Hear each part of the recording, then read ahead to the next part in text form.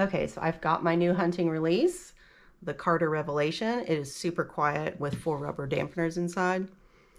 Here's what I've been shooting for years. Okay, I usually put some athletic tape or some electric tape on there to make it a little quieter. But listen to this. That's it. That's it.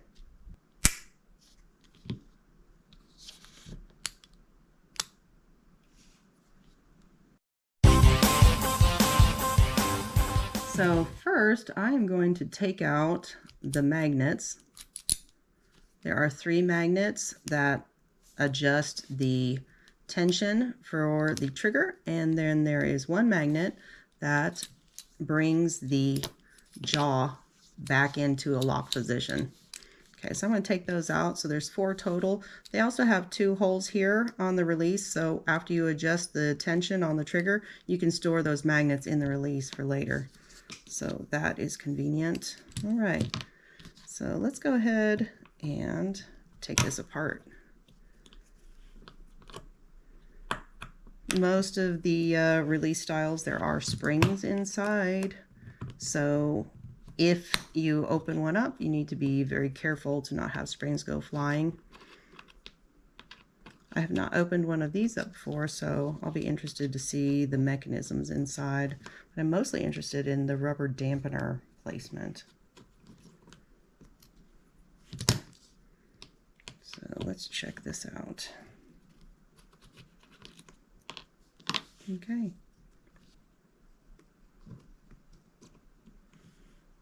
Okay, there we go. Oh, I got half of it on one side and half of it on the other. Okay, so what I'm seeing is a very similar design to Carter's other releases. We've got the jaw here, and this is where the magnet goes in this hole up here. If I can get one of these magnets apart. These magnets are very strong, my goodness. So that goes up there, and you can see that is what brings that jaw back in. It hits that magnet when that's installed. So here's the rubber dampeners they're talking about. There's one here, so it's going to be sitting on that rubber dampener when it is opened. So as the release fires, that comes forward. You can hear there's no sound there. There's no sound because it's now hitting on that rubber dampener. That's awesome. Okay, also here, you can see there's a rubber dampener here where your trigger is contacting that. And set those magnets aside. And then we have 2 more rubber dampeners placed here. Obviously those are removable. You wouldn't want to lose those. So you can see right here, when you are cocking the release, it is very quiet as it's hitting against that rubber dampener. So as the release is cocked, it's in this position, and when it lets go, it's going to come up and contact with that rubber dampener right there. Very quiet. So we can put that back together. And you have to have at least 1 magnet installed for the trigger tension to work. So these magnets can go in from only one side, so they can't push out the opposite side. You need a little hex wrench to push them out. You need at least 1. Having 1 magnet is the lightest, and then you add magnets to increase tension, so you don't have to use a screw to adjust tension. Okay, so there we go. It's got that rubber dampener, so you can hear it click when you are locking the jaw, and then that magnet is holding that to return after the shot, and then you can hear that is so much quieter.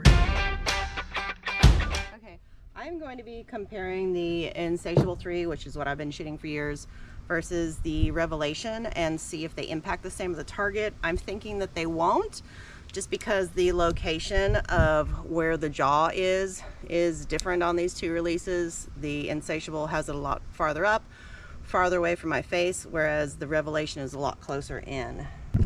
I'm sighted in with my Insatiable 3, so I'm going to shoot that one first and then compare.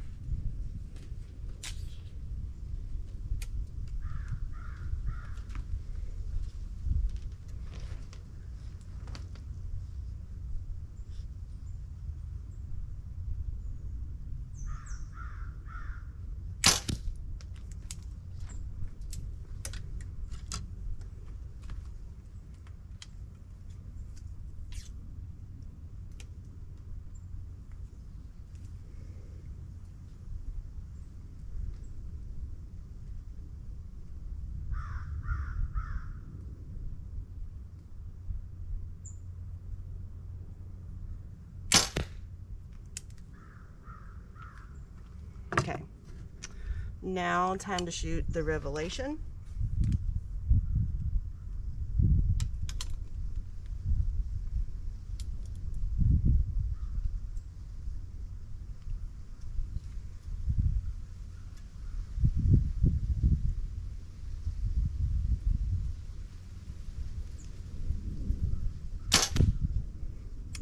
Sounded like that hit with the other arrows.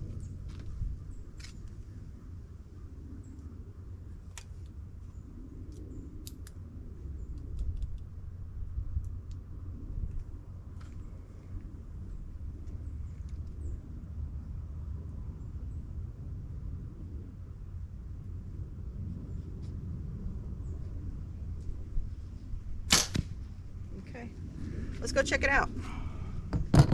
See what hit where. Okay, so that is surprisingly pretty much all in the same spot. We've got in the target, yeah, 3 arrows all in line there. We've got one that's slightly off to the left, but I mean, a finger length, that is very negligible. So yeah, I would say that those hit in the same spot as far as, you know, aiming, hunting wise. You know, if we were shooting at a Vegas face, maybe that would be different, but hunting, yeah, ought to be able to swap between those, no problem.